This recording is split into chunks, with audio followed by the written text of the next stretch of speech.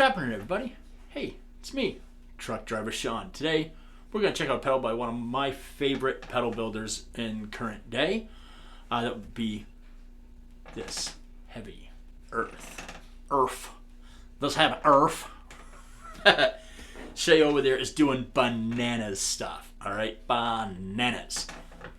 If you like shit loud, you like it aggressive, but also useful, hey, go see what he has to offer. He's always got like a little bit of everything, but one thing stays true to everything that's in his platform. You must like aggressive music, okay?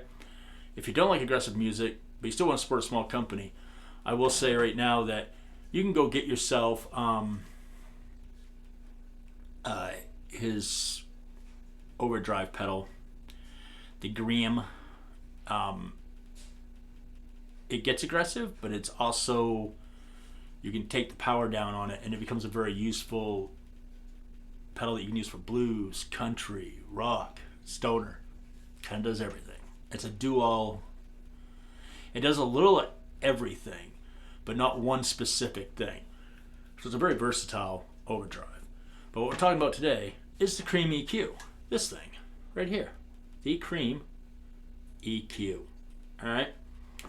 I forgot what C.R.E.A.M stands for, so go look it up. It could be a reason to go to his website, right? So you have four knobs. They're very simple. You have your level, you have your gain, you have your grind, you have your clip.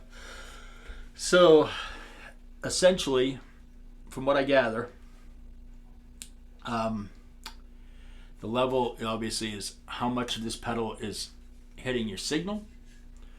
Gain is extra gain, and I'm going to go with probably it's way more than you'd ever need, but it also is voiced kind of like for that 140C type situation, HM2, you know, it's very much for like the grindcore guys and the death metal guys and just people that like to make a lot of noise with their instrument. Then you have a grind, which kind of just controls the filthiness. Like you can make it so it's not like piercingly shitty. You can make it so it's tamed down, and the more you turn it up, just it gets closer and closer to diming out that chainsaw tone. And then you have the clip, which just changes the clipping, which makes it so you can either clip hard or you can clip soft. Really, at the end of the day, I know there's probably better terms, but for me, it's easier to explain it as with it turned all the way down. You're not clipping hard. You're clipping really soft. It's the notes are a little more sustained. They're a little more musical.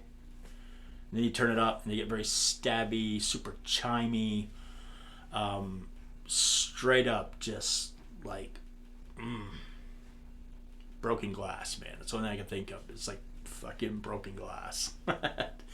It is brittle as shit if you turn it all the way up. So get you in there. You can watch this thing spin around on the table, which cool idea, Chase. I stole that from him. Best $20 I spent on Amazon. Instead of sitting there going, look at this red. I just put it on that. Go take a shit while the thing's spinning around, filming, and come back after I wash my hands, because you don't touch your pedals with poo-poo knuckles and stuff. You don't ever have that fear, right? All right, cool beans, man. So let's hook this fucking thing up. And you get to watch the footage. You have to watch my fat ass stumble all over this shit hooking it up, all right? Yeah. See you in a minute, fuckers.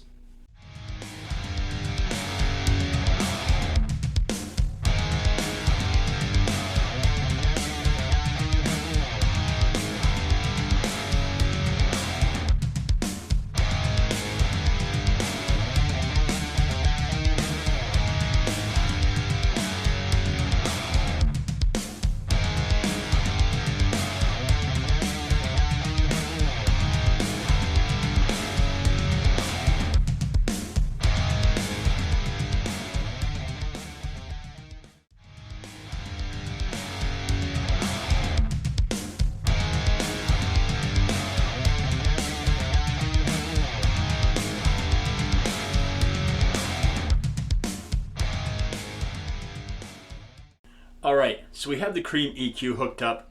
We have the Hatred by C.R.E.A.M all hooked up. This is what we have just with the Hatred. and my guitar tuned to like. Here we go.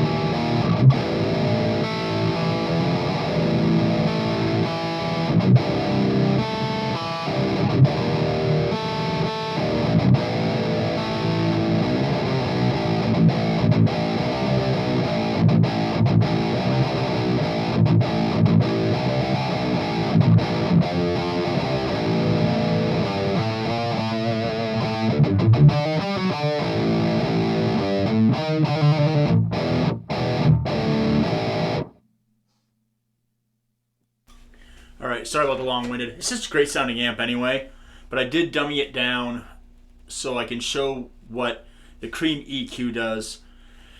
And really, it's an EQ for guys who like HM2 or where HM2 goes but don't really care for HM2 pedals. In my opinion, that's what the EQ is for. It's going to take your normal amp, it's going to make it sound real snotty and dirty and everything you want it to be, but still going to keep the articulation of modern metal. So we're going to turn I just have the knobs where the fuck ever at this point, so let's get at it.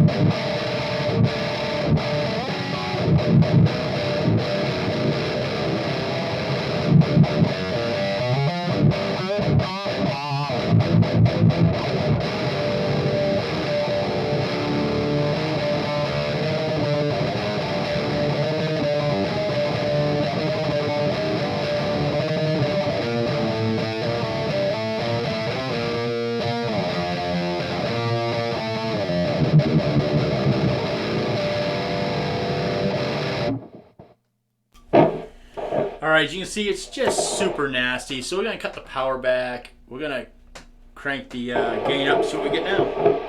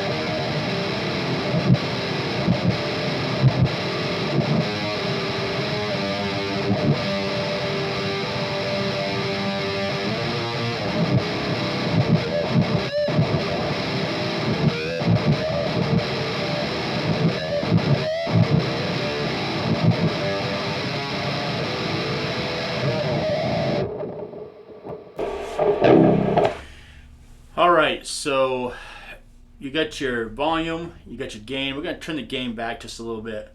So now you have your grind and your clip. So let's play around with the grind just a little bit.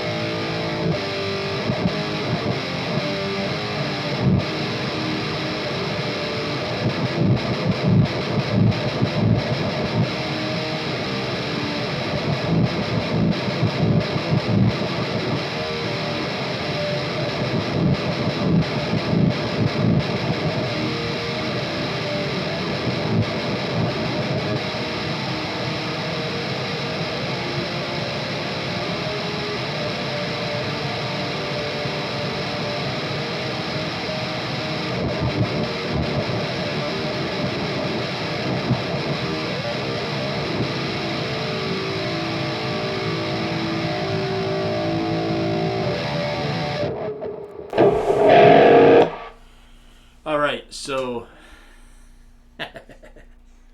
it's crazy. It's crazy. Like I said, it's HM2 without being HM2. It's great. So now we're going to play around with the clip. All right.